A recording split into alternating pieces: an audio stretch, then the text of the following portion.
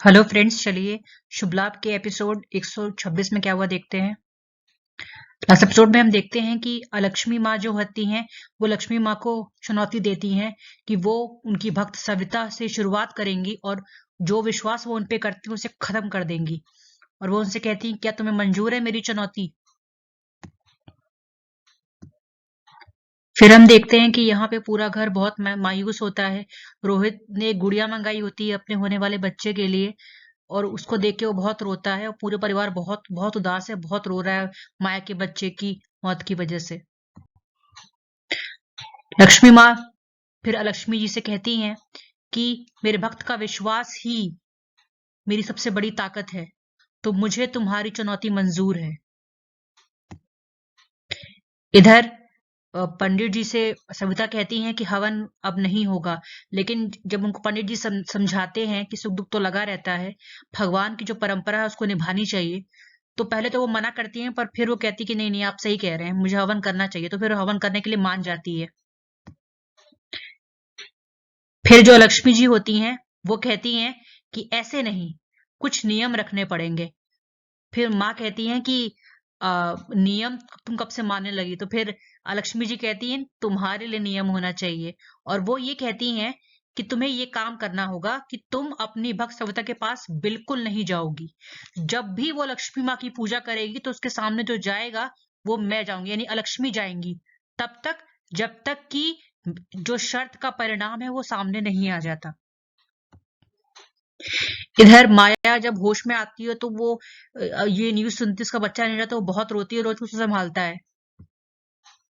लक्ष्मी माँ उनसे कहती हैं ठीक है, मुझे क्या कहते हैं मंजूर है, जब तक इस शर्त का परिणाम सामने नहीं आ जाता तब तक मैं किसी कीमत पे अपनी भक्त के सामने नहीं जाऊंगी। और वो साथ में ये भी कहती हैं कि अगर मेरी भक्त सविता बदल जाती है या वो तुम्हारी पूजा करना शुरू कर देती है और गलत काम करना शुरू कर देती है, तो मैं वैकुंठ और विष्णु जी दोनों को त्याग दूंगी।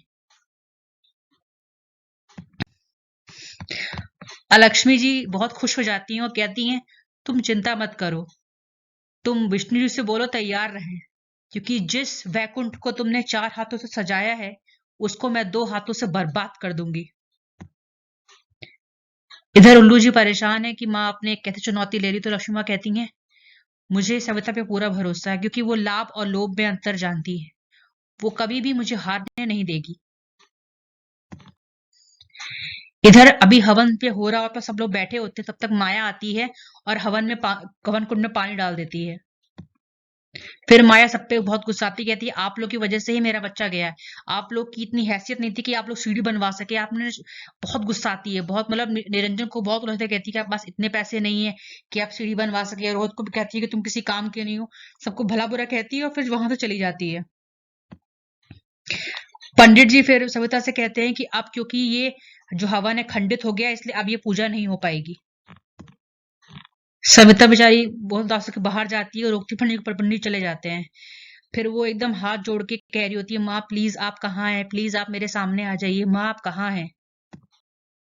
और तब आती हैं लक्ष्मी जी सामने और वो उसे कहती है सविता मैं यहाँ हूँ। फिर सविता लक्ष्मी माँ को देखती है और लक्ष्मी जी उनको देखती हैं। आज का एपिसोड फ्रेंड्स देखा, मतलब एपिसोड एपिसोड जरूर देखिएगा, बहुत ही अच्छा एपिसोड था। आज का जो हमारा माँ का संदेश था वो ये था, जीवन के कई मोड़ पर आपको संघर्ष करना पड़ेगा और कभी-कभी आपसे गलतियां भी होंगी। इनसे परेशान ना हो, गलतियों से सीख कर ही तो आप आगे बढ़ेंगे। ईश्वर की योजना आपकी सोच से कहीं परे है, इसलिए अपनी गलतियों को ईश्वर का आशीर्वाद ही समझें। इसलिए इसलिए निरंतर प्रयास करिए, क्योंकि आप जितना पाना चाहते हैं उससे कहीं अधिक ईश्वर आपको देना चाहते हैं। जब निर्भय होके करेंगे प्रयास, तभी लक्ष्मी रहेगी सदैव आपके पास।